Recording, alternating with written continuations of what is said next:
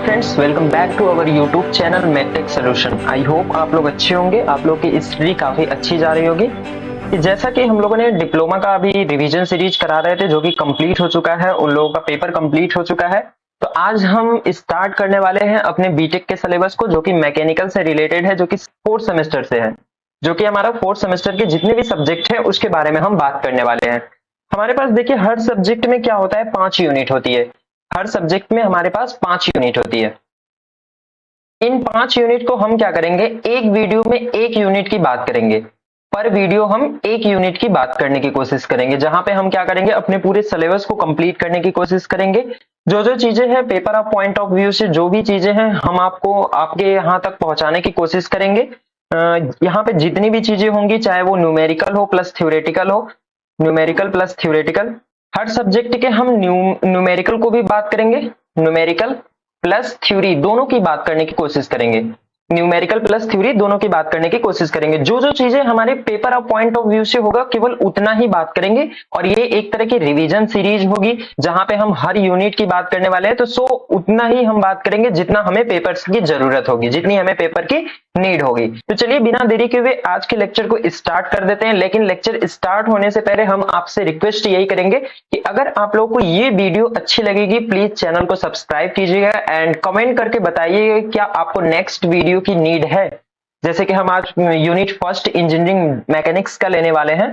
तो चलिए बिना देरी के हुए आज के लेक्चर को स्टार्ट करते हैं। अपने फर्स्ट चैप्टर, जिसका नाम है two dimensional force system and friction की बात करने वाले हैं, जहां पे यूनिट फर्स्ट आप में दिया है, जिसमें 3 चैप्टर हमारे हैं। पहला फोर्स, दूसरा मोमेंट एंड तीसरा फ्रिक्शन की बात करने वाले हैं। ओके, और थोड़ा सा इंट्रोडक्शन के बारे में भी बात करेंगे कि हमारे फोर्सेस क्या होते हैं। तो चलिए स्टार्ट करते हैं आज का लेक्चर। देखिए, हम बात कर रहे हैं आप लोग की यूनिट फर्स्ट की, यूनिट नंबर 1, जहां पे आपका दिया हुआ है टू डायमेंशनल फोर्सेस,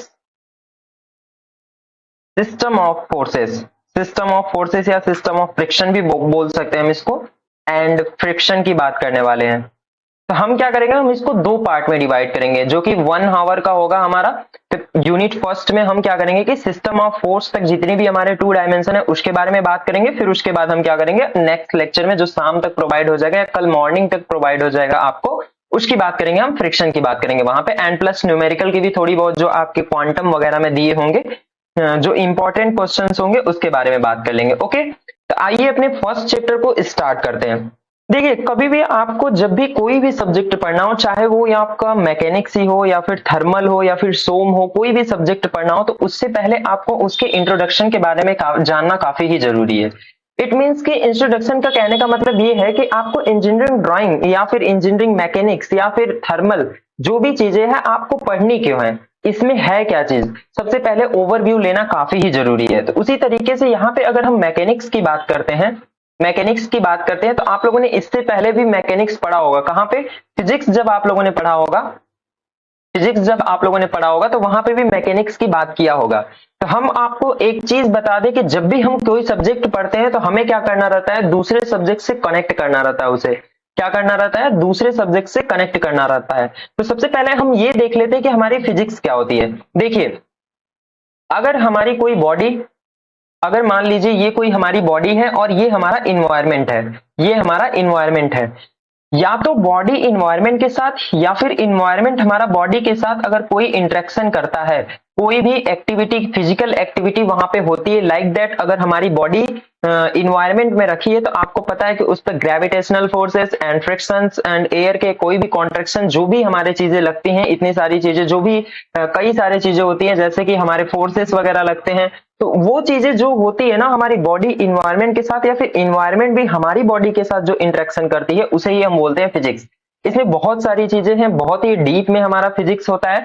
तो बस हमें यहाँ पे क्या करना है कि हमारी जो इंजीनियरिंग मैकेनिक्स होती है ना, यहाँ पे हम क्या करने वाले हैं, यहाँ पे ओनली एंड ओनली हम फोर्सेस की बात करने हैं। क्या, ओनली हम फोर्सेस की बात करने वाले हैं। फोर्सेस एंड इससे बात करने वाले, जो कि हमारी फोर्सेस निकल के आते हैं, इससे हमारा क्या एक्टिविटी होती है, उसके बारे में हम बात करने वाले हैं। एंड इसका क्या रिएक्शन प्राप्त होता है, उसके बारे में भी हम बात करेंगे। तो ये हमारी चीजें मैकेनिक्स होती है, इंजीनियरिंग मैकेनिक्स बोले या फिर अप्लाइड मैकेनिक्स बोले, ये दोनों चीजें हो सकती है। तो मतलब कहने का ये है हमारा कि अगर कोई बॉडी हमारी इन्वायरमेंट में रखी है और उस पे कोई फोर्स लग रहे हैं, उस फोर्स के कारण हमें क्या रिएक्शन मिल रहा है या फिर क्या फोर्सेस की एक्टिविटी है उस बॉडी पे, उसके बारे में ही हम केवल बात करने वाले हैं। इट मींस ये कि हम जब भी मैकेनिक्स की बात करेंगे वहां पे ओनली एंड ओनली हम फोर्सेस की बात करेंगे। उस टाइप के हम सब्जेक्ट को बोलते हैं या फिर साइंस उस टाइप के ब्रांच को हम बोलते हैं इंजीनियरिंग मैकेनिक्स। ओके, नेक्स्ट बढ़ते हैं। तो यहां से हमें एक चीज समझ में आती है कि इंजीनियरिंग मैकेनिक्स तो ठीक है, लेकिन यहाँ पे हम जब बात करते हैं मैकेनिक्स की तो इसको हम 3 पार्ट में डिवाइड करते हैं। आपको थोड़ा सा बेसिक्स बताने की कोशिश कर रहे हैं, फिर यहां से हम अपने सिलेबस की तरफ बढ़ेंगे। देखिए, क्योंकि ये समझना बहुत ही जरूरी है।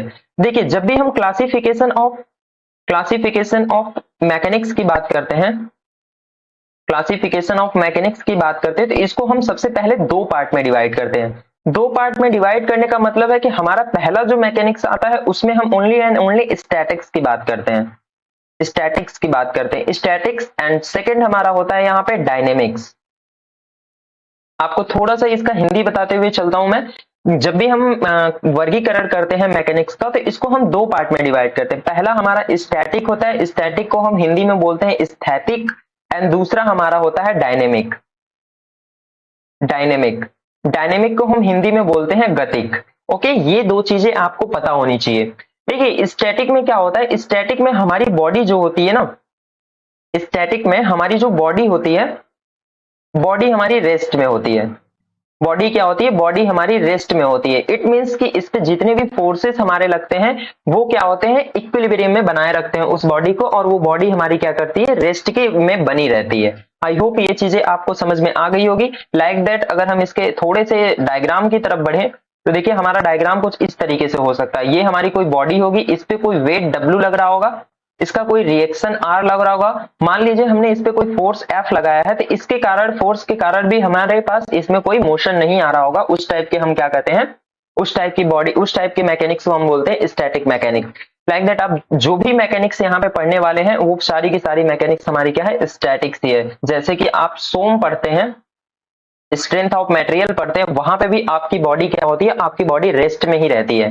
तो ये स्ट्रेंथ ऑफ मटेरियल जो है हमारा स्टैटिक में आ गया। फिर अगर हम डायनेमिक्स की बात करें तो डायनेमिक्स में क्या होता है हमारा, डायनेमिक्स में हमारे 2 पार्ट में हम डिवाइड करते हैं। पहली चीजें तो यहाँ पे ये समझनी है कि हमारी जो बॉडी होगी ना, बॉडी हमारी क्या होगी, मोशन में होगी। यहाँ पे हम मोशन की बात करने वाले हैं। ओके, यहाँ पे हम क्या करते हैं, बॉडी जो हमारी होती है वो मोशन पे होती है। मोशन पे होती है ये तो ठीक है, लेकिन इसके अलावा भी अगर हम डायनेमिक्स की बात करते हैं तो डायनेमिक्स हमारा 2 पार्ट में डिवाइड हो जाता है। क्या, डायनेमिक्स हमारा 2 पार्ट में डिवाइड हो जाता है। सबसे पहला हमारा डायनेमिक्स आता है काइनेमेटिक्स, काइनेमेटिक्स एंड सेकंड हमारा होता है काइनेटिक्स, काइनेमेटिक्स एंड काइनेटिक्स। देखिए, जब भी हम काइनेमेटिक्स की बात करेंगे तो वहां पे क्या करेंगे, वहां पे हम मोशन की बात करने वाले हैं, ओनली एंड ओनली मोशन की बात करने वाले हैं, ओनली एंड ओनली मोशन की बात करने वाले हैं। वहां पे हम क्या करेंगे, वहां पे हम फोर्स की बात नहीं करेंगे। अगर हमारी बॉडी पे कोई फोर्स लग भी रहा है तो हम उसके फोर्स के बारे में बात नहीं करने वाले, ओनली मोशन की बात करेंगे। ये नहीं देखेंगे कि हमारा जो मोशन आ रहा है उस बॉडी में वो किस फोर्स के कारण आ रहा है। ओके, लेकिन अगर हम यहीं पे काइनेटिक्स की बात करते हैं तो काइनेटिक्स में हमारा दोनों आ जाता है कि कॉज ऑफ मोशन की बात करते हैं, कॉज ऑफ मोशन की बात करते हैं। लाइक दैट अगर हमने कोई बॉडी पे कोई फोर्स लगाया है, उस फोर्स के कारण हमारी बॉडी मूव कर रही है। जैसे कि क्या किया हमने, इस बॉडी को बनाया, इस बॉडी को हमने सरफेस पे रखा, इसका कोई वेट W होगा, इस पे कोई रिएक्शन R लग रहा होगा। हमने क्या किया, इस पे कोई एक फोर्स लगाया, F फोर्स लगाया, जिसके कारण क्या होगा, ये बॉडी हमारी क्या कर रही है, मोशन कर रही है। ये बॉडी हमारी मोशन कर रही है। तो हम क्या करेंगे, इसमें फोर्स के साथ साथ अगर मोशन की भी बात कर रहे हैं, दोनों की बात कर रहे हैं कि हाँ हमारा ये मोशन किसकी वजह से आया है, तो इस फोर्स की वजह से ही तो आया होगा। तो अगर इसके बारे में हम बात करते हैं तो वो हमारा होता है काइनेटिक्स। आई होप ये क्लासिफिकेशन आप लोग को समझ में आ गया होगा। अगर इसको डिटेल्स में देखना है तो आप हमारी वीडियो को नीचे डिस्क्रिप्शन में दी हुई लिंक में जाकर देख सकते हैं। इसकी प्लेलिस्ट पूरी है, वहां पे आप देख सकते हैं। इसको काफी डिटेल्स में समझाया गया है विद डायग्राम के साथ। तो यहाँ पे आपको क्लासिफिकेशन अगर समझ में आ गया हो तो हम अपने नेक्स्ट टॉपिक्स की तरफ बढ़ते हैं, जो कि हमारी कुछ क्वांटिटीज के बारे में बात करने वाले हैं। देखिए, मैकेनिक्स के सबसे फर्स्ट पार्ट में अब यहाँ से हमारा आपका सिलेबस स्टार्ट हो रहा है, जहां पे फर्स्ट पार्ट में आपको क्या पढ़ना है, बेसिक कॉन्सेप्ट को पढ़ना है। बेसिक कॉन्सेप्ट को पढ़ना है। तो सबसे पहले बेसिक कॉन्सेप्ट में अगर हम कोई भी चीजें देखते हैं तो सबसे पहले हमारी मैकेनिक्स में आ जाती है क्या, scalar quantity, scalar quantity. And दूसरी साइड अगर हम ले तो vector quantity, vector quantity. Okay, ये चीजें समझ में, scalar quantity and vector quantity. देखिए स्केलर क्वांटिटी हमारी वो क्वांटिटी होती है जिसमें हम क्या करते हैं, ओनली एंड ओनली मैग्नीट्यूड की बात करते हैं, ओनली मैग्नीट्यूड की बात करते हैं। डायरेक्शन की क्या करते हैं, डायरेक्शन की बात नहीं करते हैं, वहां पे हमारी क्या होती है, स्केलर क्वांटिटी कहलाती है। लाइक दैट अगर हम एग्जांपल की बात करें तो एग्जांपल हमारा हो जाएगा टाइम, उसके बाद डिस्टेंस, लेंथ, मास, ये सारी चीजें हमारी जो है ये क्या है, ये हमारी स्केलर क्वांटिटी है। आपको ये समझना होगा कि जहां पे हम केवल किसी भी चीज का हम परिमाण की बात करते हैं, मैग्नीट्यूड हमारा होता है परिमाण एंड डायरेक्शन हमारी होती है दिशा।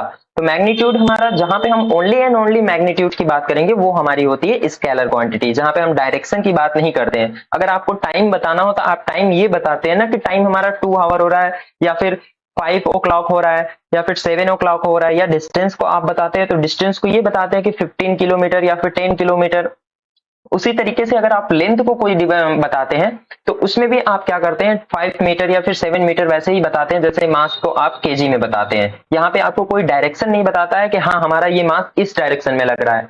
इस तरह की हमारी क्वांटिटी कहलाती है स्केलर क्वांटिटी। आई होप ये चीजें समझ में आ गई हो। जब भी हम वेक्टर क्वांटिटी की बात करते हैं तो यहाँ पे हमारे पास सबसे पहला पॉइंट निकल के आता है कि क्या, मैग्नीट्यूड, मैग्नीट्यूड प्लस डायरेक्शन। हम यहाँ पे दोनों की बात करते हैं, मैग्नीट्यूड एंड डायरेक्शन दोनों की बात करते हैं। अगर हम यहाँ पे एग्जाम्पल को देखें तो एग्जाम्पल हमारे पास क्या आ जाता है यहाँ पे, जैसे कि velocity, velocity, acceleration, displacement and force. ये इतनी सारी चीजें भी हम लिख सकते हैं एंड करंट को भी लिख सकते हैं, क्योंकि करंट का फ्लो भी हमारा एक तरह का डायरेक्शन को ही बताता है। तो आई होप ये चीजें समझ में आ गई होगी। चलिए नेक्स्ट टॉपिक की तरफ बढ़ते हैं, जहां पे हम थोड़ा सा डिफाइन कर लेते हैं अपने फोर्स को। देखिए जब हम फोर्स की बात करते हैं तो फोर्स आपको पता होना चाहिए कि क्या है, फोर्स एक प्रकार का पुल और पुश, फोर्स एक प्रकार का क्या है, फोर्स हमारा एक पुल और पुश एक्टिविटीज है। जहां पे अगर हम कोई बॉडी लेते हैं, इस बॉडी पे हम दो तरह से फोर्सेस लगा सकते हैं। एक तो हम इस बॉडी को खींच भी सकते हैं एफ फोर्स से, और दूसरी क्या है, हम इस बॉडी को पुल भी कर सकते हैं एफ फोर्स से। पुश भी कर सकते हैं एंड पुल भी कर सकते हैं, ये दो टाइप्स के हमारे फोर्स आते हैं। ओके, तो ये चीजें आपको समझना जरूरी है। यहाँ पे अगर हम फोर्स की यूनिट की बात करें तो यूनिट की अगर हम बात करते हैं तो यूनिट हमारा, अगर हम एफ को लिखे तो एफ बराबर हमारा एमए होता है, मास इंटू एक्सेलरेशन। मास को अगर हम लिखें तो क्या लिखते हैं, मास को हम केजी लिखते हैं एंड एक्सेलरेशन को हम क्या लिखते हैं, मीटर पर सेकेंड स्क्वायर। इसी को हम न्यूटन भी लिखते हैं। ओके, किलोग्राम मीटर पर सेकेंड स्क्वायर लिखो या फिर न्यूटन लिखो, ये दोनों चीजें सेम होती है हमारी और दोनों हमारी एसआई यूनिट होती है। आई होप ये सारी चीजें आप लोग को समझ में आ गई होगी। चलिए थोड़ा सा आगे की तरफ बढ़ते हैं और अपने वेक्टर की बात करते हैं, जो कि अभी हम लोगों ने स्केलर क्वांटिटी और वेक्टर क्वांटिटी पढ़ी थी। तो वहां पे अगर हम वेक्टर को उठाएं तो वेक्टर भी हमारे तीन प्रकार के होते हैं। पहला हमारा होता है free vector, free vector, and second हमारा होता है fixed vector, fixed vector, and third हमारा होता है फोर्स्ड वेक्टर, फोर्स्ड वेक्टर। देखिए इन तीनों को हम समझा कैसे सकते हैं, जब भी आपको कोई चीजें लिखनी हो या फिर कोई चीजें समझानी हो तो आप कैसे समझा सकते हैं, तीनों को एक दूसरे से कनेक्ट कीजिए। लाइक दैट अगर हम कोई डायग्राम बना रहे हैं आपके सामने, ये कोई हमारा डायग्राम ए है, तो इसके सिरे पे देखिए दोनों साइड में आपको फ्री दिखाई दे रहा होगा, यहाँ पर या फिर यहाँ पे आपको क्या होगा, फ्री इंड होगा। तो इसको हम बोलते हैं फ्री इंड या फिर फ्री वेक्टर बोलते हैं। ओके, उसी तरीके से अगर हम कोई फोर्स वेक्टर दिखाते, फिक्स्ड वेक्टर दिखाते हैं, तो इट मींस कि ये दो वेक्टर आपस में जुड़े होंगे। पहला तो कोई ये पॉइंट होगा, इस पॉइंट पे हमारा कोई ये वेक्टर होगा, एफ फोर्स ये लग रहा होगा, दूसरा फोर्स हमारा अगर यहां से लग रहा है जैसे पी एंड क्यू, तो ये हमारे क्या होंगे, ये हमारे फिक्स्ड वेक्टर कहलाएंगे, जैसे कि ये और ये दोनों आपस में जुड़े हुए हैं। उसी तरीके से अगर हम फोर्स वेक्टर की बात करें तो जब भी हम कोई फोर्स, जब भी हम कोई क्या करते हैं, वेक्टर बनाते हैं, तो उस वेक्टर की वेक्टर लाइन को हम आगे की तरफ बढ़ाते हैं। जैसे कि ये हमारा फोर्स है, कोई पी फोर्स लग रहा है, आपको आगे बढ़ाएंगे। एक प्रिंसिपल है जो कि प्रिंसिपल ऑफ ट्रांसमिसिबिलिटी के नाम से जानी जाती है, उसके बारे में जब हम बात करेंगे तो इसको काफी अच्छे से समझेंगे कि वहां पे क्या है। तो ध्यान से यहाँ पे देखिए क्या, कि जब भी हम कोई फोर्स को लगाते हैं किसी बॉडी पे, तो उसकी लाइन ऑफ एक्शन को अगर हम आगे की तरफ बढ़ाते हैं, तो इस फोर्स को अगर हम यहाँ पे लिखें तो ये हमारा कहलाता है फोर्स वेक्टर। मतलब कि इसको आगे की तरफ बढ़ाने पे भी कोई हमारा चेंजेस नहीं आया है, कहीं भी हम लगा सकते हैं उसकी लाइन ऑफ एक्शन में, उसको हम बोलते हैं फोर्स वेक्टर। आई होप ये तीनों चीजें आप लोगों को समझ में आ गई होगी। तो चलिए नेक्स्ट टॉपिक की तरफ बढ़ते हैं, जो कि हमारा है लॉ ऑफ पैरेललोग्राम। देखिए नेक्स्ट टॉपिक हमारी है लॉ ऑफ पैरेललोग्राम।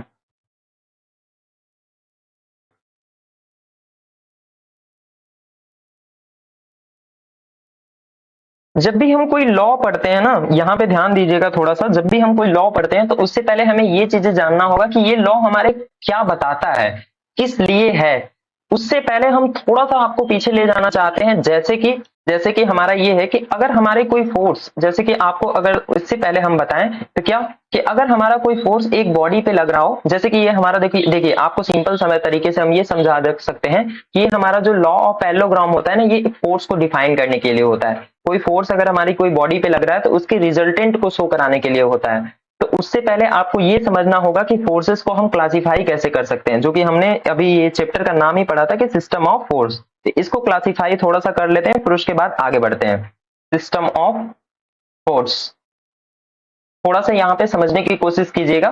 देखिए सिस्टम ऑफ फोर्स हमारा वो होता है कि अगर हमारी कोई बॉडी है या फिर कोई भी सिस्टम है, इस पे अगर नंबर ऑफ फोर्सेस हमारे लग रहे हो ना, नंबर ऑफ फोर्सेस हमारे लग रहे हो, तो इसकी जो एक्टिविटी, जो इसका हमारा रिएक्शन समझ में आता है कि इन फोर्सेस की वजह से हमारी इस बॉडी पे कोई ना कोई तो इफेक्ट हो रहा होगा, उस पूरे कंप्लीट इफेक्ट को ही हम बोलते हैं system of force. System of force ऐसा चीज है जहां पे किसी सिस्टम पे हमारे नंबर ऑफ फोर्सेस लग रहे होंगे, उसे हम बोलते हैं system of force. I hope ये चीजें समझ में आ गई हो। तो यहीं से हमारा निकल के आता है, अगर हम सिस्टम ऑफ फोर्स को क्लासिफाई करें तो यहां से हमारे दो प्रकार के फोर्सेस निकल के आते हैं। कौन से? Concurrent forces, concurrent forces, and second types के हमारे फोर्सेस आते हैं non concurrent forces, non concurrent forces. देखिए concurrent forces and non concurrent forces की अगर हम बात करते हैं तो ऐसे समझ सकते हैं हम क्या, कि अगर हमारा कोई पॉइंट ये है, ये कोई हमारा ओ पॉइंट है, इस ओ पॉइंट पे अगर नंबर ऑफ फोर्सेस हमारे लग रहे हैं, जितनी भी फोर्सेस हमारे क्या लग रहे हैं, या मान लीजिए ये आपका P1 है, ये आपका P2 है एंड ये आपका P3 है, ये सारे फोर्सेस अगर इसी पॉइंट से होके जाते हैं, एक पॉइंट से हो जाते हैं, सेम पॉइंट से होके जाते हैं, उसे हम बोलते हैं क्या? उसे हम बोलते हैं कंकरेंट फोर्सेस। आई होप ये चीजें आपको समझ में आई होगी। उसी तरीके से अगर हम नॉन कंकरेंट फोर्सेस की बात करें तो नॉन कंकरेंट फोर्स वैसे फोर्सेस होते हैं जो कि अलग अलग पॉइंट से होके जाते हैं, जिनकी लाइन ऑफ एक्शन तो अलग होगी बट वो अलग पॉइंट से भी होके जाएंगे, उसे हम बोलते हैं non concurrent forces. Like that आप ये समझ सकते हैं कि ये हमारा कोई फोर्सेस यहाँ है, दूसरा फोर्सेस हमारा यहाँ है, तीसरा फोर्सेस हमारा कोई यहां से होकर जा रहा है, तो ये सारे फोर्सेस जो हैं हमारे क्या है? नॉन कंकरेंट फोर्सेस हैं। एग्जाम्पल के लिए आप यहाँ पे देख सकते हैं ट्राइपॉड, और यहाँ पे आप कोई भी फोर्सेस, कोई भी ऐसी बॉडी देख सकते हैं, जैसे कि बीम आप देख सकते हैं। बीम पे क्या होता है? बीम पे आपका नॉन कंकरेंट फोर्सेस लगते हैं जो कि अलग अलग पॉइंट पे होके जाते हैं। ओके, जब ये चीजें समझ में आ गई तो यहां से आपको एक चीजें और देखनी होगी, क्या कि अगर हमारा कोई पॉइंट है, इस पॉइंट पे अगर एक ही डायरेक्शन में दो फोर्सेस लग रहे हैं, लाइक अगर हम अभी देखिए हम टू फोर्सेस की बात कर रहे हैं, कितने?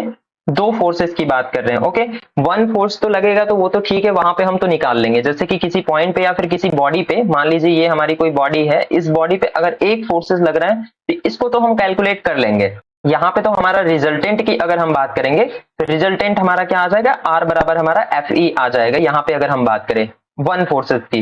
लेकिन अगर यहीं पे हम टू फोर्सेस की बात करें, कितने? टू फोर्सेस की बात करें, तो आप फिर यहां पे कैसे निकालेंगे? देखिए जब भी आप टू फोर्सेस की बात करें तो इसका मतलब ये हो सकता है कि ये फोर्सेस जो है हमारे कोई इस two forces and parallel forces, थोड़ा सा ध्यान दीजिएगा, two forces and parallel forces हैं ये दोनों। तो अगर हम इस पॉइंट पे, एक ही पॉइंट की, अभी हम कंकरेंट फोर्सेस की बात करें, अगर हमारे इसी पॉइंट से दो फोर्सेस जा रहे हैं जो कि पैरेलल है, तो पैरेलल होने का मतलब ये है कि इस बॉडी पे हमारे एक फोर्सेस तो ये है होगा कोई P, एंड सेकंड हमारे अगर फोर्स की यहां से बात करें तो सेकंड फोर्स हमारा यहीं से कोई Q जाएगा। पहली डायग्राम तो हमारा ये बनेगा, पहला फिगर तो हमारा ये होगा। इसकी एक कंडीशन और आ सकती है, कैसी? ध्यान से देखिएगा थोड़ा सा, इसकी एक कंडीशन हमारी ये आ सकती है कि अगर हमारी कोई ये बॉडी ये बॉडी हमारी कोई इस प्लेन पे रखी हुई है, तो इस पे हमारे दोनों अपोजिट डायरेक्शन में भी फोर्सेस लग सकते हैं। कोई पी फोर्सेस इस साइड में एंड कोई क्यू फोर्सेस हमारा इस साइड में लग सकता है।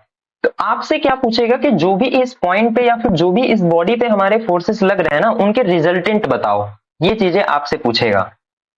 तो देखिए, पहले फोर्स हमारा पहले क्या था कि अगर हमारे बॉडी पे एक फोर्स लग रहा था तो वहां पे हम रिजल्टेंट को बता दिए कि हाँ, हमारा वही जो फोर्स लग रहा है वही हमारा रिजल्टेंट है। लेकिन अब यहाँ पे दो फोर्सेस लग रहे हैं, तो आपको रिजल्टेंट अगर बताना होगा तो आप कैसे बता सकते हैं? बहुत ही सिंपल होता है। आपको पता होगा कि अगर कोई वस्तु को हम या फिर कोई बॉडी को हम एक साइड से खींचते हैं तो क्या करते हैं, उन दोनों को फोर्सेस को जोड़ देते हैं। जैसे कि आप बचपन में रस्सी को खींचने वाला का खेल खेला होगा, वहां पे क्या होता है कि एक साइड दो लोग होते हैं, दूसरी साइड तीन लोग होते हैं। तो तीन जो जुड़ते हैं ना, वहां पे सबके फोर्सेस को जोड़ के हम वहां कैलकुलेट करते हैं ना, तो उसी तरीके से हम यहाँ पे करने वाले हैं। अगर आपके फोर्सेस दोनों एक ही डायरेक्शन में लग रहे हो, जो कि सेम डायरेक्शन में हो, जैसे कि इस साइड में लग रहे हैं, तो यहाँ पे आपका रिजल्टेंट आ जाता है P plus Q. P plus Q. And अगर यहाँ पे आप बात करें दोनों अपोजिट डायरेक्शन में लग रहा है, तो आपका यहाँ रिजल्टेंट आ जाता है P minus Q. I hope ये चीजें आप लोग को समझ में आ गई होगी कि मैं क्या बताने की कोशिश कर रहा हूँ। जैसे कि यहाँ पे पैरेलल फोर्सेस तो हैं, पैरेलल फोर्सेस हैं, प्लस वन पॉइंट पे भी हमारे फोर्सेस लग रहे हैं, जो कि दोनों अगर एक डायरेक्शन में लगते हैं तो उसको हम P प्लस क्यू लिखते हैं, एंड दोनों अपोजिट डायरेक्शन में लगते हैं तो उसको हम क्या लिखते हैं, P माइनस क्यू लिखते हैं। नेक्स्ट टॉपिक की तरफ बढ़ते हैं, जो कि अब यहीं से हमारा लॉ ऑफ पैरेललोग्राम निकल के आता है। कैसे? देखिए, अभी तक हमने जितने भी फोर्सेस की बात की वो क्या था कि वो हमारी एक बॉडी पे क्या कर रहा था, एक ही लाइन ऑफ एक्शन से जा रहा था, जिसकी लाइन ऑफ एक्शन क्या थी, सेम थी। लेकिन अगर हम ये चीजें कहें कि अगर हमारी ये कोई बॉडी है, इस बॉडी पे, ये बॉडी है हमारी, इस बॉडी पे अब क्या कर रहा है, दो फोर्सेस लग रहे हैं लेकिन दोनों एंगल पे लग रहे हैं। कैसे लग रहे हैं? एक फोर्सेस तो हमारा P इस साइड लग रहा है और दूसरा फोर्सेस हमारा क्या कर रहा है, दूसरा फोर्स हमारा Q इस साइड में लग रहा है, जो कि एक एंगल पे बना रहा है, कोई थीटा एंगल बना रहा है। तो फिर आप रिजल्टेंट कैसे निकालेंगे? फिर आपको रिजल्टेंट निकालना है तो कैसे निकालेंगे? तो आपको एक चीज यहाँ पे ध्यान रखनी है कि जब भी आपको ऐसे कॉन्सेप्ट आते हैं तो आपको क्या करना रहता है, इसीलिए आपका थर्ड्स जो आता है, एक क्या होता है, लॉ ऑफ पैरेललोग्राम होता है। इसको सॉल्व करने के लिए आपको लॉ ऑफ पैरेललोग्राम का यूज करना होगा, जहां पे आप एंगल पे किसी दो फोर्सेस अगर कोई एंगल पे लग रहे होते हैं तो वहां पे हम क्या करते हैं, पैरेललोग्राम लॉ लगा के वहां पे इसको रिजल्टेंट को सॉल्व कर देते हैं। तो आइए उसी के बारे में देखते हैं कि कैसे है, ये क्या होता है। हम यहाँ पे आपको डेरिवेशन नहीं कराएंगे, क्यों? क्योंकि यहाँ पे हमने पहले ही डेरिवेशन आपको काफी अच्छे से करा दिया। आपको प्लेलिस्ट उसकी दे दूंगा, वहां पे आप जाके पैरेललोग्राम के डेरिवेशन को काफी अच्छे से देख लेंगे, वहां पे बहुत ही अच्छे से मैंने समझाया है उसे। तो देखिए, आपको तो ये चीजें यहाँ पे पता चली कि हमारा ये जो लॉ है, इस दो एक पॉइंट पे दो फोर्सेस लग रहे होंगे, दोनों एंगल पे लग रहे होंगे। तो आइए इसको देखते हैं। मान लीजिए हमारा कोई ये O पॉइंट है, इस O पॉइंट पे हमने क्या किया, कोई P फोर्सेस यहां से लगा दिया। इसको क्या किया, कोई P फोर्सेस हमने लगा दिया, और दूसरा फोर्सेस हमने क्या किया, दूसरा हमारा Q फोर्स है। P एंड Q फोर्सेस आपस में कोई एंगल थीटा बना रहे होंगे। इस थीटा एंगल के कारण अब क्या कर रहा है कि ये अगर हम इसकी लाइन ऑफ एक्शन या फिर इसको थोड़ा सा ड्रॉ करें तो ये हमारा कुछ पैरेललोग्राम की शेप को देता है। ध्यान से देखेंगे अगर ये, तो आपको पैरेललोग्राम का शेप देता है।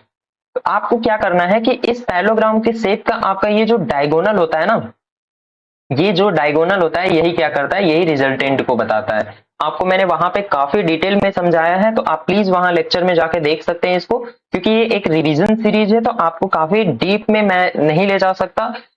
देखिए, जब भी आप यहाँ पे रिजल्टेंट फोर्स की बात करते हैं तो यहाँ से आपका रिजल्टेंट निकल के आता है, या फिर लॉ ऑफ पैरेललोग्राम का रिजल्टेंट निकल के आता है क्या, under root P square plus Q square plus 2pq cos theta, ये आपका रिजल्टेंट निकल के आता है।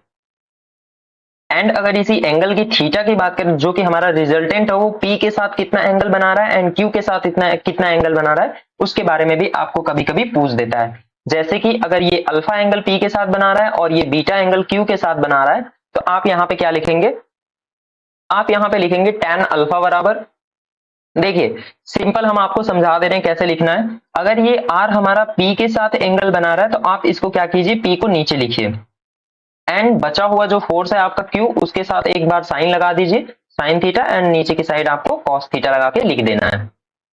ये आपका tan अल्फा हो जाता है। उसी तरीके से आपको tan बीटा भी लिखना है। tan बीटा अगर आप लिखते हैं तो क्या लिखेंगे, किसके साथ एंगल बना रहा है बीटा हमारा, Q के साथ एंगल बना रहा है, तो आपको Q क्या करना है, नीचे लिखना है, plus P cos theta, and ऊपर की साइड आपको क्या करना है, p sin थीटा लिख लेना है।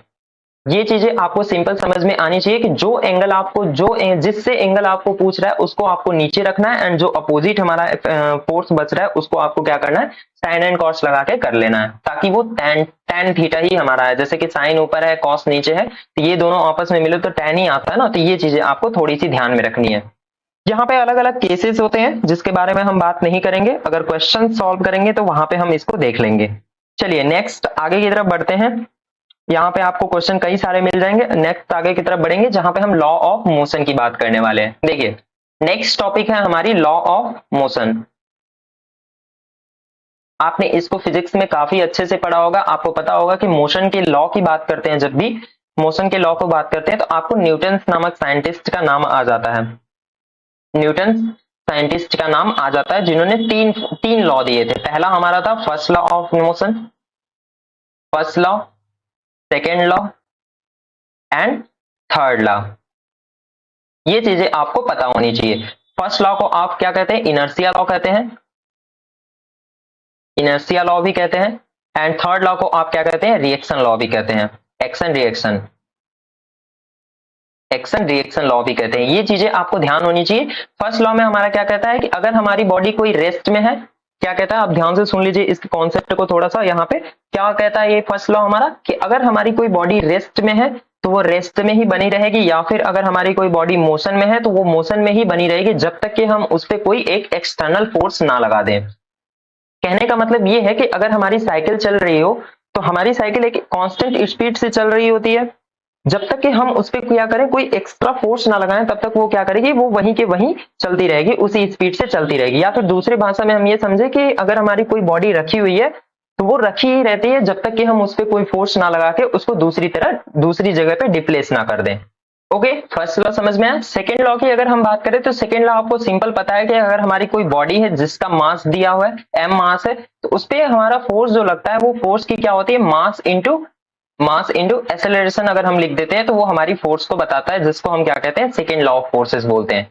और थर्ड लॉ ऑफ फोर्सेस हमारा ये क्या कहता है कि थर्ड लॉ ऑफ फोर्सेस हमारा ये कहता है कि अगर हमारी कोई बॉडी किसी सरफेस पे रखी हुई है, कोई बॉडी हमारी किसी सरफेस पे रखी हुई है या फिर मोशन में भी है, तो उस पे एक वेट लगता है उसका, ये वेट W उसका ऑलवेज नीचे की तरफ लगता है, जिसकी वैल्यू होती है W बराबर mg होती है हमारी, मास इंटू ग्रेविटेशनल फोर्स। तो इसके अपोजिट डायरेक्शन में हमारी जो ये बॉडी, हमारी जो ये सरफेस होती है ना, सरफेस भी एक क्या करती है, फोर्स लगाती है, जो इसके अपोजिट डायरेक्शन में आर रिएक्शन के नाम से जाना जाता है, वो लगाती है, जो कि क्या करती है, इसको इक्विलिब्रियम में बनाई रखती है। आई होप ये तीनों लॉ आपको समझ में आ गया होगा। तो आप इन तीनों लॉ को लिख सकते हैं। पहला हमारा होता है इनर्शिया लॉ, एंड सेकेंड हमारा होता है फोर्स लॉ, एंड थर्ड हमारा होता है एक्शन रिएक्शंस लॉ। तो ये चीजें आप लिख लीजिएगा वहां पे, अगर आपको आता है तो आप डायग्राम के साथ भी इसे समझा सकते हैं। आगे की तरफ बढ़ते हैं और इस पार्ट की सबसे लास्ट डिफिनेशन जो कि हमारी है प्रिंसिपल ऑफ ट्रांसमिसिबिलिटी, उसके बारे में बात करते हैं। देखिए लास्ट टॉपिक है हमारी क्या, principle of transmissibility. Okay, principle of transmissibility के बारे में बात करते हैं। देखिए ये चीजें होती क्या है, ये क्या चीजें हैं। प्रिंसिपल ऑफ ट्रांसमिसिबिलिटी हमारा कुछ और नहीं है, हमने इससे पहले भी एक फोर्स की बात की थी जिसका लाइन ऑफ एक्शन को हम आगे की तरफ बढ़ा रहे थे। उसी तरीके से हमारा एक बहुत ही फेमस डायग्राम है जो कि हम क्या करते हैं, अपनी एक कार को बनाते हैं।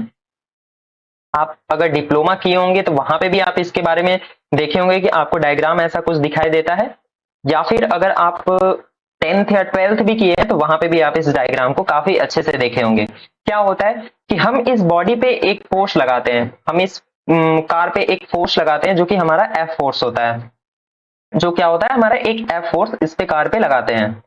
तो आपको पता होगा कि जब भी ये फोर्स हमारा इस बॉडी पे लगता है, तो इस बॉडी पे जो फोर्स हमारा ये F लगता है, तो इसकी अगर लाइन ऑफ एक्शन को हम आगे की तरफ बढ़ाएं, लाइन ऑफ एक्शन को हम आगे की तरफ मूव कराएं, तो इस लाइन ऑफ एक्शन पे, इस फोर्स की लाइन ऑफ एक्शन पे अगर हम किसी भी पॉइंट पे अगर हम इस फोर्स की इफेक्ट को शो करें तो वो क्या होता है, सेम होता है। लाइक दैट अगर यहाँ पे हमारा 10 न्यूटन का फोर्स लग रहा है तो इसकी लाइन ऑफ एक्शन को हम आगे की तरफ बढ़ाएं, जैसे कि ये A पॉइंट हमारा है और ये B पॉइंट हमारा है, तो ए पॉइंट पे भी आपको 10 न्यूटन ही दिखाई देगा, 10 न्यूटन ही इफेक्ट शो होगा, और बी पे भी आपको 10 न्यूटन का ही इफेक्ट शो होगा। उसी तरीके से जैसे ही हम इस बॉडी को आगे, इस लाइन ऑफ एक्शन को आगे की तरफ बढ़ाएं, जितने भी इस पे नंबर ऑफ पॉइंट्स होंगे, हर पॉइंट पे आपको 10 न्यूटन ही शो होगा। लेकिन दूसरी चीजें ध्यान ये रखनी है कि ये जो फोर्सेस इफेक्ट शो करता है ना, ये लाइन ऑफ एक्शन को जो शो करता है, वो केवल इसी ही बॉडी के लिए होना चाहिए। ऐसा नहीं होना चाहिए कि इस बॉडी के आगे हमने कोई दूसरी बॉडी अब यहाँ पे लगा दी, इस बॉडी पे हम इस इफेक्ट को शो करा रहे हो, तो ऐसा नहीं होना चाहिए। बस केवल और केवल इसी बॉडी के लिए आपको ये होना चाहिए। तो ये चीजें आपको काफी अच्छे से समझ में आई होगी। क्या कहने की कोशिश कर रहा, मैं आपको एक बार फिर से रिपीट कर देता हूं कि लाइन ऑफ एक्शन पे जो हमारे फोर्सेस लगते हैं, वो क्या होते हैं, फोर्सेस हमारे सेम होते हैं। लाइन ऑफ एक्शन, अगर फोर्स की हम बात करें, इस फोर्स की लाइन ऑफ एक्शन पे हम जितने भी पॉइंट्स देखते हैं, वो क्या होते हैं, सेम होते हैं, बट ओनली दैट बॉडी, केवल उसी बॉडी के लिए। ये चीजें आपको याद होना चाहिए कि केवल हम उसी बॉडी के लिए बात करते हैं, अपोजिट कोई दूसरी बॉडी के लिए हम बात नहीं करते हैं। आई होप ये चीजें समझ में आ गई होगी। तो चलिए अपने नेक्स्ट पार्ट को देखते हैं, जो कि हमारा थोड़ा सा इससे कंसेप्चुअल है, थोड़ा सा जहां पे हम क्या करने वाले। अभी तक देखिए हमने जितने भी फोर्सेस की बात की थी, वो फोर्सेस हमारे क्या थे, कंकरेंट फोर्सेस थे। कंकरेंट फोर्सेस मतलब कि एक ही पॉइंट पे हमारे जितने भी फोर्सेस लग रहे थे, ओनली एंड ओनली उसी के बारे में बात करते किए थे। तो अब आपका सेकेंड पार्ट यहां से आता है, जो कि है कि नॉन कंकरेंट फोर्सेस। आइए उसके बारे में भी देख लेते हैं। देखिए आपका पार्ट 2 है यहाँ पे। पार्ट 2 जहां पे आपको पार्ट 1 तो मैंने करा दिया, वहां पे आप पार्ट 2 में क्या है, transfer of forces to parallel position, ये चीजें आपको काफी अच्छे से मैंने बता दिया है। जहां पे रिजल्टेंट ऑफ फोर्सेस की भी बात कर लिया आपको कि कैसे बताना है। अभी इससे पहले वाली जो हमने पार्ट लिया था, वहां पे ही ये सारी चीजें आपको बता दिया है। समझना यहाँ पे ये है कि आपको एक मोमेंट आता है। किस चीज की बात करने वाले हैं हम यहाँ पे, अब मोमेंट की बात करने वाले हैं एंड कपल की बात करने वाले हैं। मोमेंट एंड कपल की बात करने वाले हैं। देखिए सबसे सिंपल तरीके से अगर हम ये समझें तो क्या समझ सकते हैं कि अगर हमारा कोई फोर्स, मोमेंट की अगर हम बात करें तो क्या करें कि अगर हमारी ये मान लीजिए कोई बॉडी है, इस बॉडी को हमने क्या किया, इस बॉडी को हमने क्या किया, एक साइड से पिन कर दिया है, पिन ज्वाइंट हमने लगा दिया। आपको ये चीजें पता होगी कि पिन ज्वाइंट क्या होती है, फिक्स ज्वाइंट क्या होती है। तो हमने क्या किया, इसको पिन ज्वाइंट लगा दिया है। अब हम क्या कर रहे हैं कि इस पे कोई एक एफ फोर्स लगा रहे हैं, कोई एफ फोर्स लगा रहे हैं, जिसके कारण ये बॉडी क्या कर रही है, ये बॉडी हमारी रोटेट हो रही है। ये बॉडी क्या कर रही है, ये बॉडी हमारी रोटेट हो रही है। तो रोटेट या तो वो एंटी क्लॉकवाइज हो सकती है या तो क्लॉकवाइज हो सकती है। जिस तरह से आपका फोर्स की डायरेक्शन होगी, उस तरीके से आप बता सकते हैं कि ये क्लॉकवाइज है या एंटी क्लॉकवाइज है। तो मोमेंट आपका कुछ और नहीं होता है, मोमेंट आपका क्या होता है, मोमेंट बराबर हमारा होता है फोर्स इंटू परपेंडिकुलर डिस्टेंस। अगर आप थोड़ा सा इसको समझने की कोशिश करें तो कैसे, आप जो डोर ओपन करते हैं ना, आप जो डोर ओपन या क्लोज करते हैं, तो वहां पे आप क्या करते हैं, वहां पे आप अपनी हैंड की हेल्प से क्या करते हैं, वहां पे उस पे एक फोर्स लगाते हैं, जिसके कारण वो डोर क्या होता है, क्लोज होता है एंड ओपन होता है। तो ये आपका एक मोमेंट कहलाता है। जैसे वहां पे आप बीम के बारे में पढ़ते हैं, तो बीम में भी आप अगर कोई फोर्स लगाते हैं, तो वहां पे भी आपको क्या एक मोमेंट दिखाई देता है, बेंडिंग मोमेंट के नाम से आप जानते हैं। तो वो भी आपका एक तरह का मोमेंट होता है। तो मोमेंट कहने का मतलब ये है कि अगर हमने इस बॉडी को, जैसे आप ये डोर का क्लिप देखें, यहां से आपकी डोर स्टेबल की हुई है, मतलब रोकी गई है, इस साइड से फिक्स की गई है, एक पिन की हेल्प से फिक्स की गई है, और दूसरे साइड में आप क्या कर रहे हैं, कोई एफ फोर्स लगा रहे हैं। तो आपको ये देखना है कि ये जो एफ फोर्स है, इस फोर्स को आप लिख लीजिए इनटू परपेंडिकुलर जो डिस्टेंस है ना आपकी, ये है मतलब कि आपकी ये इस फिक्स पॉइंट से परपेंडिकुलर डिस्टेंस, इस पॉइंट पे आप मोमेंट निकाल रहे हैं, तो इस पॉइंट से आपकी ये जो डिस्टेंस है, यही आपकी कहलाती है डिस्टेंस। लाइक दैट अगर ए पॉइंट पे आपने कोई फोर्स लगाया, तो ओ ए डिस्टेंस जो है आपकी, यही हमारी कहलाती है मोमेंट, और मोमेंट को हम एम से लिखते हैं। तो ये चीजें आपको समझ में आई। आप जब भी कैलकुलेशन करें तो आप ये चीजें बता सकते हैं। आपके पास दो डायरेक्शन दिखाई देगी, क्या, क्लॉकवाइज एंड एंटी क्लॉकवाइज। आपसे कभी कभी जब भी आप सॉल्व करेंगे तो यहाँ पे आपको पूछेगा क्या कि क्लॉकवाइज या एंटी क्लॉकवाइज की डायरेक्शन देना होगा। तो आप इन दोनों में से कोई भी डायरेक्शन देख सकते हैं, या तो क्लॉकवाइज को पॉजिटिव मान लीजिए या तो एंटी क्लॉकवाइज को पॉजिटिव मान लीजिए, या तो इसको निगेटिव मान लीजिए या तो इसको निगेटिव मान लीजिए। बट ध्यान ये रखना है कि जब भी आप कैलकुलेशन कीजिएगा तो अगर क्लॉकवाइज को आपने पॉजिटिव रखा है तो पूरी की पूरी आप उस क्वेश्चंस में क्लॉकवाइज को पॉजिटिव ही रखिएगा। और सेकंड जो हमारा एंटी क्लॉकवाइज आएगा, जिसकी वजह से कोई फोर्स अगर हमने लगाया जिसकी वजह से एंटी क्लॉकवाइज मोशन हो रहा है, तो वहां पे आप इसको निगेटिव रखिएगा। तो ये चीजें भी आपको समझ में आ गई होगी। चलते हैं नेक्स्ट टॉपिक की तरफ, जहां पे हमारा कपल है।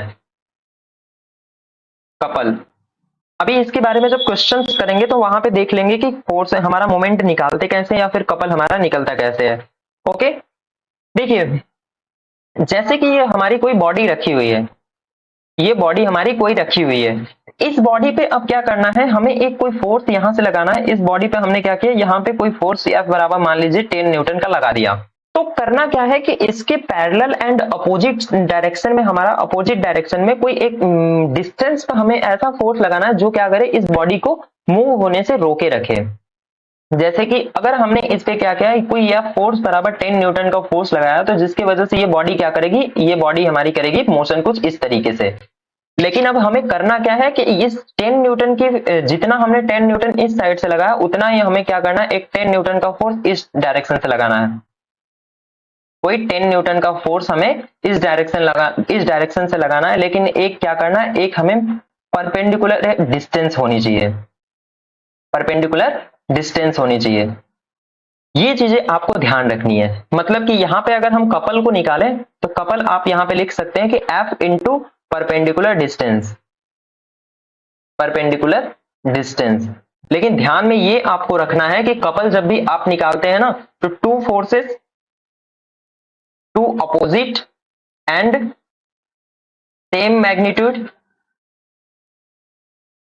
Same magnitude forces lies on body at a specific perpendicular distance। ये चीजें आपको ध्यान में रखनी है कि मोमेंट हमारा जो था, मोमेंट हमारा एक फोर्सेस लग रहा था, only and only one forces लग रहा था जो कि किसी डिस्टेंस पे था, परपेंडिकुलर डिस्टेंस पे था। लेकिन हमारा जो कपल है ना, कपल हमारा दो फोर्सेस लग रहे हैं जो कि सेम मैग्नीट्यूड के, मतलब कि अगर ये एक 10 न्यूटन का है तो दूसरा भी हमारा 10 न्यूटन का ही होना चाहिए। लेकिन दोनों की डायरेक्शन क्या होनी चाहिए, अपोजिट होनी चाहिए। देखिए ना आप ध्यान से, ये हमारा ऊपर की तरफ लग रहा है और ये हमारा नीचे की तरफ लग रहा है, इन दोनों की डायरेक्शन क्या है, सेम हो गई। और दूसरी चीजें ये है कि ये दोनों आपस में एक परपेंडिकुलर डिस्टेंस पे होने चाहिए। परपेंडिकुलर डिस्टेंस मींस कि ये हमारा जो डिस्टेंस दिखाई दे रहा है ना आपको, मान लीजिए O पॉइंट पे है और ये O डैश पे है, तो आपको ये जो O से O डैश की डिस्टेंस दिखाई दे रही है, यही हमारी कहलाती है परपेंडिकुलर डिस्टेंस, जिसकी वजह से आपको क्या होगा, एक कपल जनरेट होगा। अगर यहाँ पे एग्जाम्पल की बात करें तो आपके पास बहुत ही फेमस एग्जाम्पल होता है क्या, की एंड लॉक, ताला और चाबी। ताला और चाबी ये आपका बहुत ही फेमस कपल का एग्जाम्पल होता है। तो आप इसको प्लीज रट लीजिएगा या फिर देख लीजिएगा कि आप इसमें कौन सा इस मैग्नीज्म लग रहा है। ये चीजें आपको हो जाती है तो आगे की तरफ हम बढ़ते हैं, जहां पे हम रिजिड बॉडी, बॉडी के बारे में थोड़ा सा बात कर लेते हैं। बॉडी देखिए, बॉडी हमारी क्या होती है, थोड़ा सा यहाँ पे समझ लेते हैं बॉडी क्या होती है। बॉडी हमारा एक प्रकार का ऐसा चीजें होता है जहां पे हमारा क्या होता है, नंबर ऑफ मॉलिक्यूल्स होते हैं। नंबर ऑफ मॉलिक्यूल्स जब आपस में मिलते हैं, नंबर ऑफ मॉलिक्यूल्स आपस में मिलते हैं, ऐड होते हैं, एक दूसरे के साथ कनेक्ट होते हैं, तो वहां पे क्या होता है, वहां पे एक बॉडी बनती है हमारी। ओके, बॉडी को अगर आपको डिफाइन करना हो तो बॉडी हमारी क्या कह सकते हैं कि कोई ऐसी चीजें जो हमारी क्या करती है, नंबर ऑफ मॉलिक्यूल से मिलकर बनी होती है, उसे हम बॉडी कहते हैं। जब भी हम बॉडी की बात करते हैं तो बॉडी, हम इंजीनियरिंग में हम जब पढ़ते हैं बॉडी को, तो बॉडी हमारी तीन प्रकार से होती है। सबसे पहली बॉडी हमारी होती है क्या, इलास्टिक बॉडी। इलास्टिक बॉडी आप सोम जब पढ़े होंगे तो वहां पे आपको बहुत ही अच्छे से इसके बारे में पता होगा, या फिर आप जब मटेरियल साइंस पढ़े होंगे तो वहां पे भी आपको पता होगा कि इलास्टिक बॉडी हमारी क्या होती है। उसी तरीके से दूसरी हमारी होती है plastic body, plastic body, and third हमारी होती है rigid body, rigid body. And उसके बाद भी हमारी एक होती है फ्लेक्सिबल बॉडी, जिसको हम यहाँ पे कंसीडर नहीं करते हैं। मैकेनिक्स पढ़ रहे हैं तो वहां पे हम कंसीडर नहीं करते हैं। देखिए इलास्टिक बॉडी हमारी वो बॉडी होती है जहां पे हमने कोई फोर्स लगाया, एफ फोर्स हमने कोई लगाया, उस फोर्स को लगाने के कारण अब क्या होती है कि बॉडी अपनी रीगेन कर लेती है साइज को, अपनी शेप एंड साइज को रीगेन शेप एंड साइज कर लेती है, तो उसे हम बोलते हैं इलास्टिक बॉडी। आपको समझ में नहीं आएगा, मैं फिर से रिपीट करने की कोशिश करता हूं, क्या कि अगर हमारी किसी बॉडी पे कोई फोर्स एफ फोर्स लग रहा होता है जिसके कारण क्या होती है कि बॉडी में अब कोई ना कोई डिफॉर्मेशन आता है, कोई ना कोई डिफॉर्मेशन आएगा, और जैसे ही हम उस फोर्स को हटा देते हैं तो वो बॉडी क्या करती है, वापस अपनी शेप और साइज को फिर से गेन कर लेती है, फिर से अपनी पुनः प्रारंभिक अवस्था में आ जाती है, तो उसे हम बोलते हैं इलास्टिक बॉडी। उसी तरीके से प्लास्टिक बॉडी हमारी वो बॉडी होती है जो शेप और साइज को रीगेन नहीं करती है, रीगेन शेप एंड साइज नहीं करती है, उसे हम बोलते हैं इलास्टिक बॉडी। ये हमारी क्या करेगी, शेप और साइज को रीगेन नहीं करेगी। जैसे कि हम क्या करते हैं कि आप देखे होंगे, जैसे आप इलास्टिक बॉडी में आप देखें तो एक जो रबर आपके पास होता है, उस रबर को आप दोनों साइड से खींचते हैं और जैसे ही आप उस रबर को छोड़ देते हैं, क्या होता है, वो अपनी पुनः प्रारंभिक अवस्था में आ जाता है, उसे हम बोलते हैं इलास्टिक बॉडी। उसी तरीके से आप प्लास्टिक में ले, आप पेपर लिए, पेपर पे कोई फोर्स लगाए, पेपर जैसे फाड़ते हैं आप पेपर को, तो पेपर पे आप फोर्स लगा के उस पेपर को फाड़ दिए, क्या आप उसकी शेप और साइज को पुनः उसके इनिशियल पोजीशन में ला सकते हैं? ऐसा पॉसिबल नहीं है। उस टाइप की बॉडी को हम बोलते हैं प्लास्टिक बॉडी। उसी तरीके से हमारी एक रिजिड बॉडी होती है। रिजिड बॉडी हमारी उस तरह की बॉडी होती है जिसपे हमें फोर्स लगाया, हमने कोई फोर्स लगाया, इस पे फोर्स लगाने के कारण इस बॉडी में कोई चेंजेस ही नहीं आता है, बॉडी में नो चेंजेस आता है, कोई चेंजेस नहीं आता, उस टाइप की बॉडी को हम बोलते हैं रिजिड बॉडी। जैसे कि अभी देखिए क्या है कि इस यूनिवर्स में ऐसी कोई भी बॉडी नहीं है जिसमें क्या हो, हमारा कोई रिजिड बॉडी हो। थोड़ा बहुत डिफॉर्मेशन आता ही है जिसको हम क्या करते हैं, नेग्लेक्ट मान लेते हैं, नेग्लेक्ट कर देते हैं। थोड़ा बहुत भी हमारा डिफॉर्मेशन आता है जिसको हम क्या करते हैं, नेग्लेक्ट कर देते हैं। तो ऐसी बॉडी जिसपे हमने कोई फोर्स लगाया, उस फोर्स को हटाने, फोर्स लगाने के कारण भी अगर उसमें डिफॉर्मेशन ही ना आता है, तो उसे हम बोलते हैं रिजिड बॉडी। ओके, ये चीजें समझ में आई। 3 बॉडीज हमारी होती है, इन तीनों बॉडी के बारे में आपको आई होप समझ में आ गया होगा। तो चलिए आगे की तरफ बढ़ते हैं अपने नेक्स्ट टॉपिक की तरफ, कि जहां पे आपको क्या करेगा कि आपको थोड़ा सा यहाँ पे पूछने की कोशिश करता है क्या। चलिए नेक्स्ट टॉपिक की बात करते हैं जो कि हमारा है पार्ट 4। पार्ट 4 से पहले हमने पार्ट 3 के बारे में शायद बात कर लिया है। आइए इसको भी देख लेते हैं। देखिए हमने पार्ट 3 के बारे में बात नहीं किया था, तो पार्ट 3 की भी बात कर लेते हैं। क्या सबसे पहला हमारा यहाँ पे 2 dimensional concurrent and non concurrent forces, जहां पे हमें डिस्ट्रीब्यूशन के बारे में इसके देखने हैं। तो देखिए आपको इससे पहले ही मैंने बता दिया था कि कोई भी अगर हमारा बॉडी है, इस पॉइंट पे हमारे 2 फोर्सेस लग रहे होते तो इसे हम कंकरेंट फोर्सेस बोलते हैं। जिसके अगर हम रिजल्टेंट की बात करें, तो यहाँ पे हम रिजल्टेंट कैसे निकालते थे, हमारे पास नंबर ऑफ लॉ होते थे। पहला हमारा लॉ ऑफ पैरेललोग्राम होता था, दूसरा हमारा ट्रायंगल्स लॉ होता है, जिसको हमने बताया नहीं अभी। उसके बाद आपका क्या होता है, पॉलीगन लॉ होता है। ये सारी चीजें आपने पहले पढ़ लिया, अगर नहीं पढ़ा है तो प्लीज आप मेरे डिस्क्रिप्शन वाले लिंक पे जाके वहां पे देख सकते हैं ये सारी चीजें, कि ये लॉ हमारे क्या क्या चीजें बताते हैं, कैसे लॉ होते हैं हमारे। ओके, इसके अलावा आपके पास एक लामीज थ्योरम होती है, उसके बारे में हम बात करेंगे। अभी लामीज थ्योरम के बारे में हम बात करेंगे। तो देखिए जब भी हम इस पॉइंट पे रिजल्टेंट फोर्स निकालते हैं ना, ये 2 फोर्सेस होते हैं, तो या तो आप पैरेललोग्राम फोर्सेस लगा सकते हैं या फिर आप पॉलीगन लॉ लगा के इसको सॉल्व कर सकते हैं। ओके, कैसे? जैसे कि अगर पैरेललोग्राम आप यहाँ पे लगाते हैं तो आपके पास ये P फोर्स और Q फोर्स होता है, तो आपको रिजल्टेंट R वाला जो फॉर्मूला होता है P² + Q² + 2PQ cos theta जो होता है, उसको आप यहाँ पे लगा के सॉल्व कर लेते हैं। इसी के साथ साथ आप इसको क्या करते हैं, पॉलीगन लॉ से भी आप सॉल्व कर सकते हैं। जैसे कि सम ऑफ हॉरिजॉन्टल फोर्सेस, जितने भी फोर्सेस आपके हॉरिजॉन्टल में लग रहे हैं उसको 0 मान लीजिए, and sum of vertical forces जितने भी आपके लग रहे हैं उसको 0 मान लीजिए। तो ये यहां से भी आप सॉल्व कर सकते हैं इसको, और रिजल्टेंट आपका आ जाएगा अंडर रूट में सम ऑफ हॉरिजॉन्टल फोर्सेस का square plus sum of vertical forces का स्क्वायर। तो यहां से आप रिजल्टेंट इसका निकाल सकते हैं। ओके, ये चीजें आई होप आप लोग को समझ में आ गई होगी। लेकिन यहाँ पे एक चीजें और समझ में आनी चाहिए, क्या कि ये तो हमारे कंकरेंट फोर्सेस थे। कैसे फोर्सेस थे? ये हमारे कंकरेंट फोर्सेस थे। कैसे? कंकरेंट फोर्सेस थे। अगर यहाँ पे हमें नॉन कंकरेंट फोर्सेस दे तो फिर कैसे आप निकालेंगे? नॉन कंकरेंट फोर्सेस दे तो फिर आप कैसे निकालेंगे? देखिए बहुत ही सिंपल होता है। क्या नॉन कंकरेंट फोर्सेस कुछ आपके, मान लीजिए ये कोई बॉडी है, तो इस बॉडी पे कोई एक फोर्सेस हमारा यहाँ पे ऐसे लग रहा होगा, कोई P फोर्सेस मान लीजिए आपने यहाँ पे मैंने लगाया, और कोई F फोर्सेस, Q फोर्सेस हमने यहाँ पे लगाया। कोई डायरेक्शन डिस्टेंस होगी इसकी, मान लीजिए 3 मीटर पे ये दोनों फोर्सेस लग रहे हैं जो कि अलग अलग पॉइंट पे, कोई ये बी पॉइंट पे लग रहा है और ये कोई ए पॉइंट पे लग रहा है। ओके, तो यहाँ पे हम करते क्या है, जो हमारा ये फोर्सेस की, जो हमने इससे पहले, जैसे कि हमने क्या कहा था कि इससे पहले आपको हॉरिजॉन्टल और वर्टिकल का सम निकाल देना है, यहाँ पे भी आपको सेम वही चीजें करनी है। सबसे पहला तो आपको हॉरिजॉन्टल का भी सम निकालना है, जितने भी हॉरिजॉन्टल फोर्सेस है उसके सम निकालने हैं। पहली इक्वेशन ये बनती है।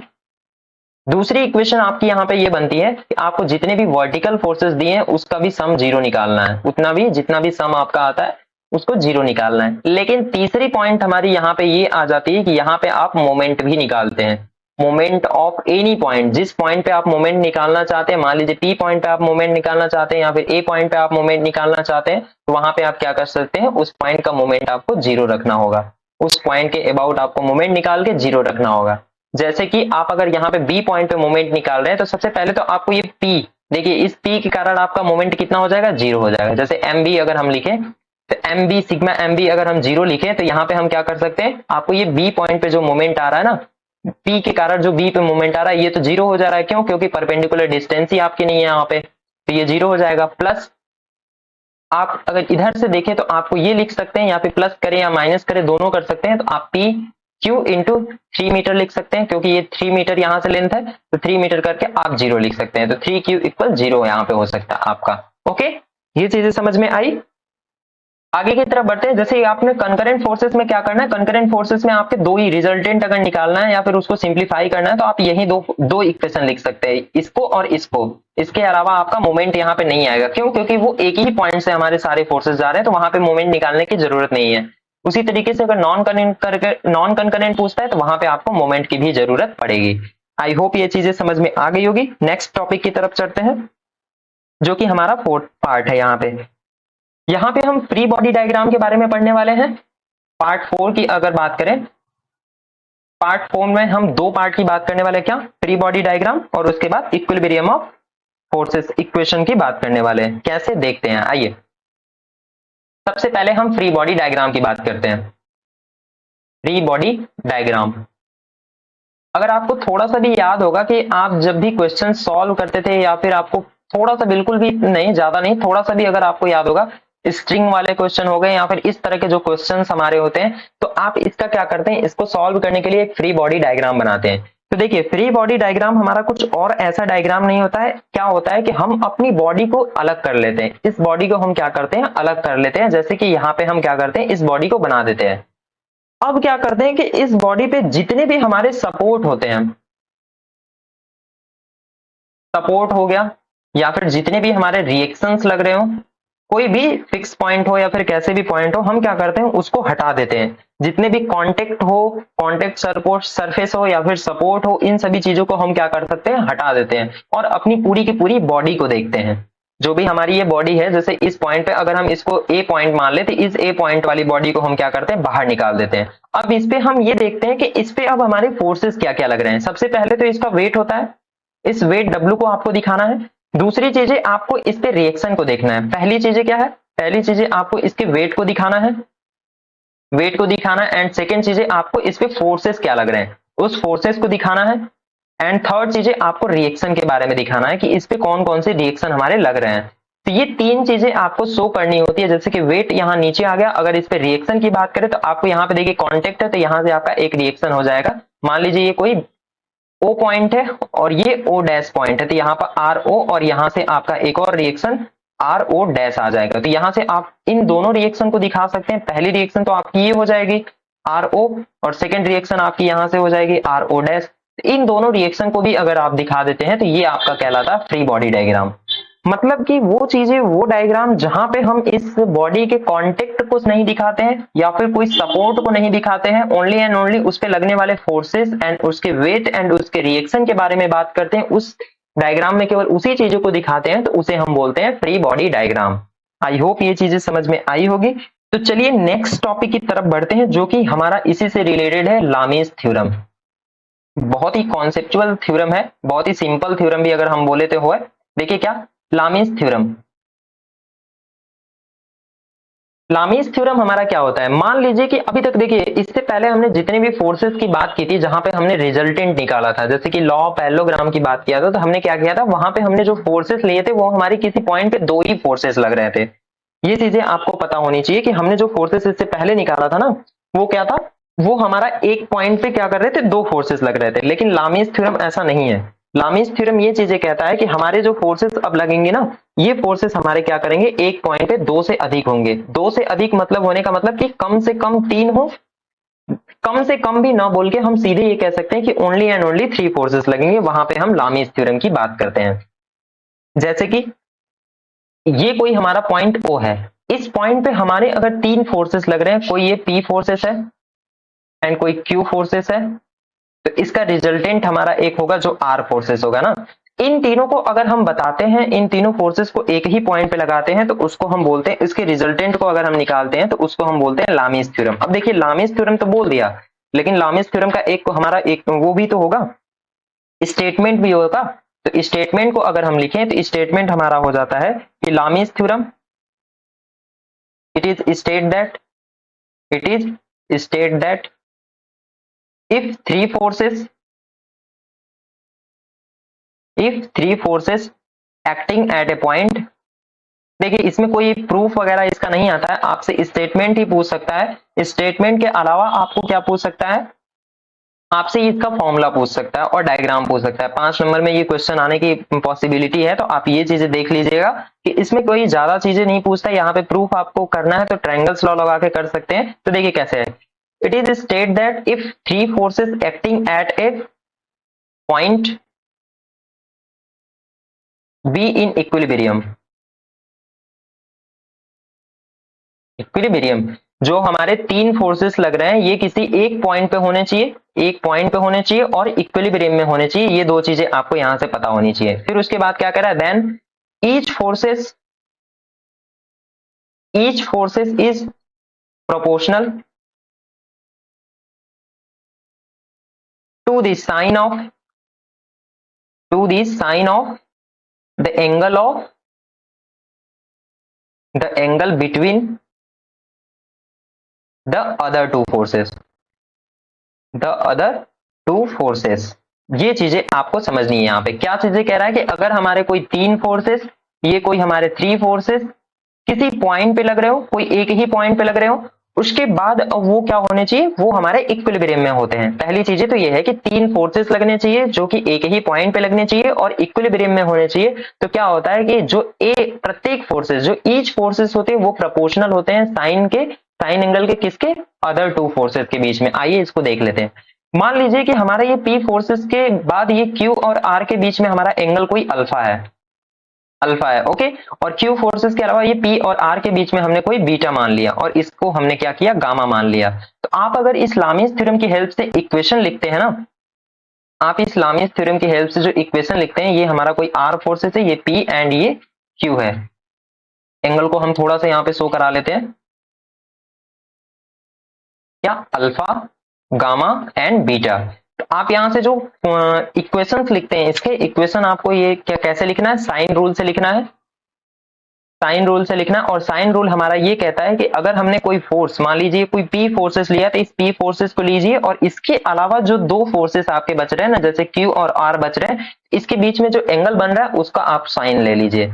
मतलब कि पी अपॉन साइन अल्फा, यहाँ के बीच में आपका साइन अल्फा बन रहा है तो आप साइन अल्फा ले लीजिए। उसके अलावा अगर आप क्यू फोर्सेस के ले रहे हैं, क्यू के अलावा आपका जो दो फोर्सेस बच रहा है ना, जैसे कि पी एंड आर बच रहा है, तो इसके बीच में आपका एंगल बीटा है, तो इस बीटा एंगल को आप ले लीजिए, साइन बीटा कर लीजिए। उसी के बाद आप आर को लेते हैं, तो आर को लिख के आप क्या कीजिए, इन दोनों के बीच का एंगल ले लीजिए, जैसे कि साइन गामा हो जाएगा। ये जो इक्वेशन आपका बनता है यही हमारा कहलाता है लामीज थ्योरम, जो कि साइन रूल से सॉल्व होता है।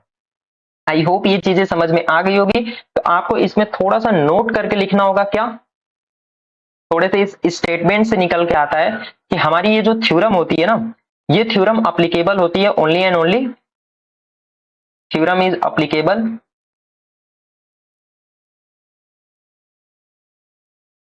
Only if three if the body is in equilibrium, पहली चीजें तो आपको ये समझनी है कि अगर हमारी बॉडी इक्विलिब्रियम में होगी तभी हम इस थ्योरम को यूज कर सकते हैं। पहली पॉइंट तो आपकी ये है। दूसरी पॉइंट आपकी यहां से निकल के आ जाती है क्या, ये हमारी जो है ओनली 3 फोर्सेस के लिए होनी चाहिए, only 3 forces acting at A point, only और ओनली 3 फोर्सेस हमारे किसी पॉइंट पे लगने चाहिए, ना तो उससे कम ना ही उससे ज्यादा होने चाहिए। ये चीजें आपको ध्यान रखनी। और तीसरी पॉइंट हमारी यहां से ये निकल के आने चाहिए कि जितने भी हमारे फोर्सेस लग रहे हैं ना, वो क्या होने चाहिए, कोप्लेनर फोर्सेस होने चाहिए, कोप्लेनर फोर्सेस होने चाहिए। ये चीजें भी आपको थोड़ी सी ध्यान में रखनी है कि जितने भी आपको फोर्सेस लग रहे हैं वो कोप्लेनर फोर्सेस होने चाहिए। आई होप ये स्टेटमेंट और लामीज थ्योरम आपको समझ में आया होगा। तो चलिए नेक्स्ट टॉपिक की तरफ बढ़ते हैं, जो कि हमारा प्रिंसिपल ऑफ इक्विलिब्रियम है। देखिए प्रिंसिपल ऑफ इक्विलिब्रियम कुछ और नई चीजें हैं जो हमने अभी इससे पहले बता दिया है। इससे पहले वाला जो हमने कॉन्सेप्ट बताया था ना यहाँ पे, मोमेंट निकालने के लिए, रिजल्टेंट निकालने के लिए, तो यही हमारा आपका प्रिंसिपल ऑफ इक्विलिब्रियम कहलाता है। जो कि आपका अगर कोप्लेनर है, कॉनकरेंट फोर्सेस है, तो वहां पे आपके प्रिंसिपल ऑफ मोमेंट कहता है कि हमारा एफ एक्स और एफ वाई निकलता है, जहां पे मोमेंट हमारा नहीं होता है। लेकिन अगर आपका वही non coplanar forces, non concurrent forces है, तो वहां पे आपको मोमेंट के साथ कैलकुलेशन करनी होगी, जैसे कि आपको ये दिखाई दे रहा है। ओके, तो ये आपका कहलाता है principle of equilibrium. I hope ये सारी चीजें समझ में आ गई होगी। तो इस चैप्टर में आपका केवल इतना ही है। नेक्स्ट चैप्टर में हम इससे बचे हुए थोड़े से जो टॉपिक्स हैं उसके बारे में, नेक्स्ट लेक्चर में हम इसके बचे हुए थोड़े से टॉपिक्स को ले लेंगे। इस लेक्चर में बस इतना ही, मिलते हैं नेक्स्ट लेक्चर में। आई होप आप लोगों को ये लेक्चर काफी अच्छा लगा होगा। प्लीज अगर इस लेक्चर से आपको थोड़ी बहुत भी बेनिफिट है तो प्लीज इस लेक्चर को शेयर करें एंड सब्सक्राइब करें हमारे चैनल को, ताकि आने वाली जितने भी मैकेनिकल की वीडियो हैं आप तक बहुत ही जल्दी पहुंच सके। तो इसी तरीके से हम क्या करेंगे कि जो हमारा नेक्स्ट लेक्चर होगा उसमें हम थोड़े से न्यूमेरिकल को सॉल्व करेंगे, और हमारा जो फ्रिक्शन वाला पोर्शन बचा हुआ है और उसके अलावा जो थोड़े 1-2 टॉपिक्स हमारे बचे हैं उसके बारे में हम क्या करेंगे, बात करेंगे। तो आई होप ये सारी चीजें आप लोग को समझ में आई होगी। अगर कोई टॉपिक्स मिस हो जाती है, जो मिस हो गई हो, जो पता ना हो, हमें समझ में ना आया हो कि अगर हाँ ये भी टॉपिक्स है, तो आप प्लीज कमेंट करके हमें बताइएगा, ताकि हम नेक्स्ट लेक्चर में ले सके उस टॉपिक्स को। ओके, तो थैंक यू वेरी मच, मिलते हैं नेक्स्ट लेक्चर में।